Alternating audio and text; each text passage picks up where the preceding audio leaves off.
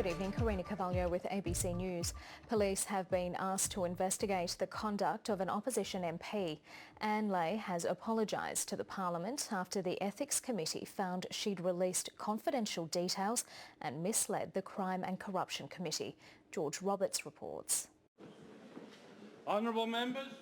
All rise. The first sitting weeks ended with an MP in strife. I call the member for Warrego.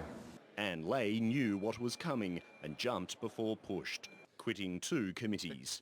Mr Speaker, at the outset I would like to tender my resignation and accepting her fate.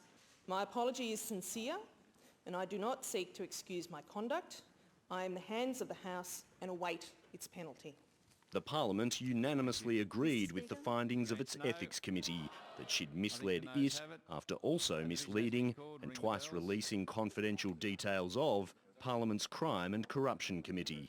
In a scene not seen for nearly 20 years, the disgraced MP was given a formal dressing down.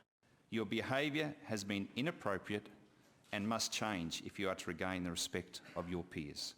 You may resume your seat. Named and shamed isn't enough for the government, already bolstered by its key win in the early hours of the morning when the government's liquor laws passed. Minister after minister now had new cause to lay the boot into the opposition. This is a scathing report.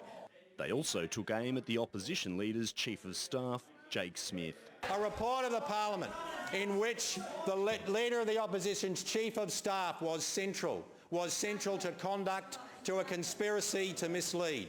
The ethics report mentioned, but didn't criticise Mr Smith for helping Ms Leahy write the email that got her into trouble. Will the Leader of the Opposition put the integrity of this Parliament above his own self-interest and stand aside Mr Smith? There was no findings against Jake Smith by their own members of the Ethics Committee, but they want to prosecute it. As for Ms Leahy, she's been referred to police by Joanne Miller, the former police minister, who was the subject of the fateful email that started the whole drama. Under Queensland law, lying to Parliament carries a maximum sentence of 7 years jail. George Roberts, ABC News, Brisbane.